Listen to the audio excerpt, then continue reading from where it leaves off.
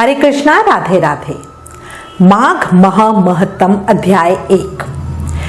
समय शौनक आदि 88,000 ऋषियों ने सूत जी से कहा, हे सूत जी, कृपया कर आप हमें माघ माह का महत्तम सुनाइए, जिसको सुनने मात्र से महान फल की प्राप्ति होती है।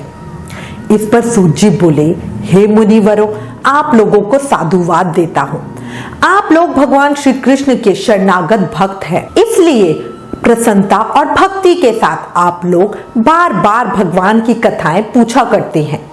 मैं आपके कथनानुसार माघ महत्तम का वर्णन करूंगा।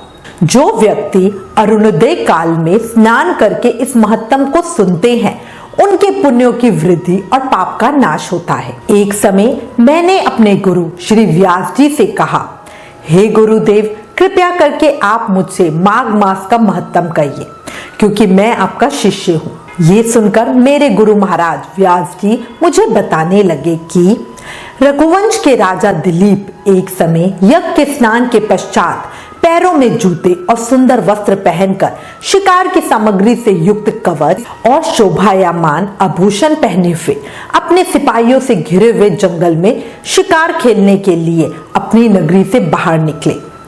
उनके सिपाही जंगल में शिकार के लिए मृग, व्याघ, सिंह आदि जंतुओं की तलाश में इधर उधर फिरने लगे। उस वन में वनस्थली अत्यंत शोभा को प्राप्त हो रही थी। कहीं कहीं मृगों के झुंड फिरते थे, कहीं गीदड़ अपना भयंकर शब्द कह रहे थे, कहीं गैंडों का समूह हाथियों के समान फिर रहा था, कहीं वृक्षों के कटोरों में बैठे हुए उल्लू अपना भयंकर शब्द कह रहे थे, कहीं सिंहों के पंचिन्हों के साथ घायल मृगों के रक्त से भूमि लाल हो रही थी, कहीं दूध से भरी थनों वाली सुंदर भैंसें फिर रही थी, कहीं पर सुगंधित पुष्प, हरी भरी लताएं वन की शोभा को बढ़ा रही थी।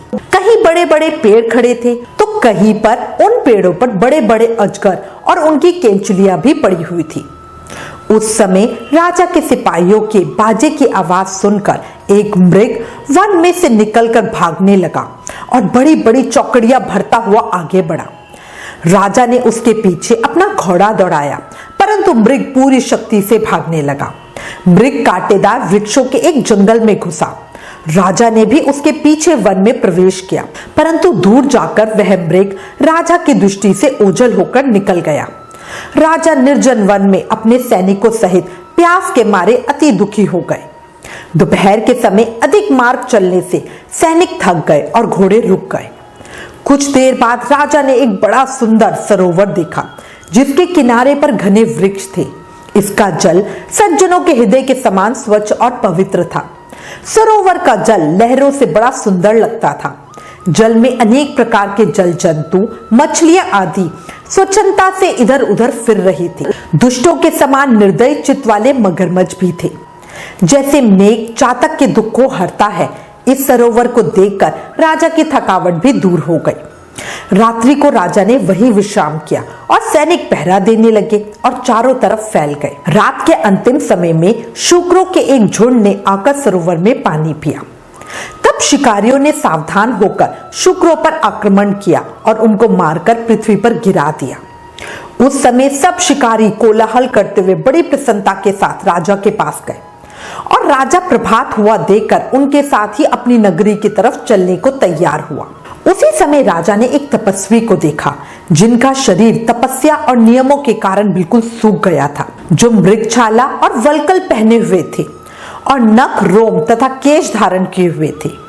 राजा ने ऐसे घोर तपस्वी को देखकर बड़े आश्चर्य से उनको प्रणाम किया और हाथ जोड़कर खड़े हो गए।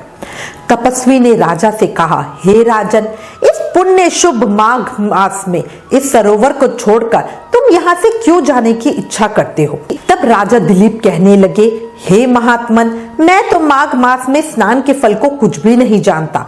कृपया आप मुझे विस्तार पूर्वक समझाइए। माघ महा महत्तम अध्याय 1 समाप्तम। प्रेम से मन से जाप करते रहो। हरे कृष्ण कृष्ण कृष्ण हरे हरे, हरे राम राम राम हरे हरे। कलयुग केवल नाम आधारा, नाम जाप से ही कृष्ण प्रेम और भक्ति पाई जा सकती है। राधे राधे।